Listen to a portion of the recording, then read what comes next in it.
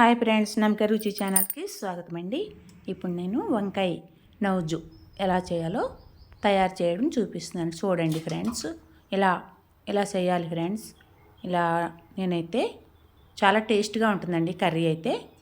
ఇలా పాన్ పెట్టి ఆయిల్ వేసి అందుట్లో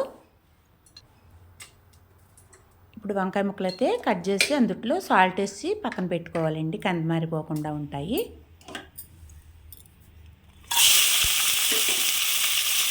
మీడియం సైజు ఉల్లిపాయలు 3 ఉల్లిపాయలు 8 పచ్చిమిర్చి సన్నగా తరిగి వేసానండి ఇందులో. ఇవి బాగా మగ్గబెట్టాలి. ఈ మగ్గేటప్పుడు సాల్ట్ పసుపు వేసుకోవాలి. 1 స్పూన్ సాల్ట్ 1 స్పూన్ పసుపు అండి. సాల్ట్ మళ్ళీ తర్వాత రుచి చూసుకుని వేసుకోవచ్చు కర్రీలో. చాలా బాగుంటుంది ఫ్రెండ్స్, ఒకసారి ట్రై చేయండి.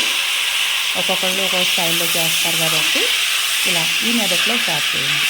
ఓకే ఫ్రెండ్స్, మీరు ఎవరైనా కొత్తగా నా ఛానల్ చూసుకుంటే సబ్స్క్రైబ్ చేయండి, లైక్ చేయండి, పక్కనే ఉన్న గంట సింబల్ క్లిక్ చేయండి. ప్రతి వీడియో మీకు వస్తుంది, నోటిఫికేషన్ మీకు వస్తుంది కనుక లైక్ చేయండి. ఇప్పుడు వంకాయ ముక్కలు కూడా వేసేసి బాగా తిప్పి ఒకసారి ఇలా మగ్గబెట్టుకోవాలండి. ముక్క మెత్తపడేంత వరకు మగ్గబెట్టుకోవాలి. నీరంతా ఎగిరిపోయేంత వరకు మగ్గబెట్టాలండి. వీడియో ఆఫ్ చేయకుండా చూడండి ప్లీజ్, క్లిక్ చేయకుండా చూడండి. లాస్ట్ వరకు చూస్తేనే కానీ అది అర్థమవుతుంది. కారం అంటే చాలా తక్కువ వేసానండి, ఒక చిటికెడు కారం వేస్తాను అంతే. ఎందుకంటే పచ్చిమిర్చి ఎక్కువ వేసాను కాబట్టి. 1/2 గ్లాసు వాటర్ పోసాను.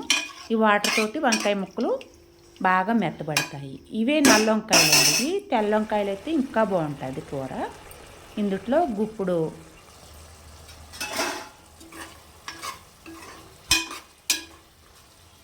కొత్తిమీర తరిగి వేసుకోవాలండి. ఇది తరిగి వేసుకున్నాక బాగా దగ్గర పడిపోవాలండి. నీళ్ళన్నీ దగ్గర పడ్డాక 1/2 గ్లాసులో సగం పాలు పోసానండి. చిక్కటి పాలు పోసుకోవాలి.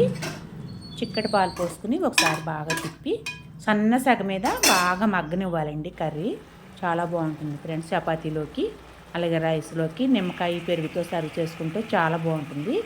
నిమ్మకాయ పెరుగు కంపల్సరీ ఉండాలండి ఈ కర్రీకి అయితే.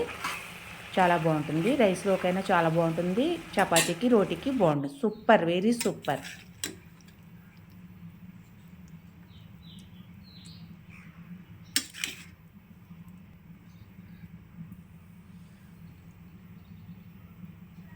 నిమ్మకాయ గడ్డ పెరుగుతో సర్వ్ చేసుకోవాలి ఫ్రెండ్స్.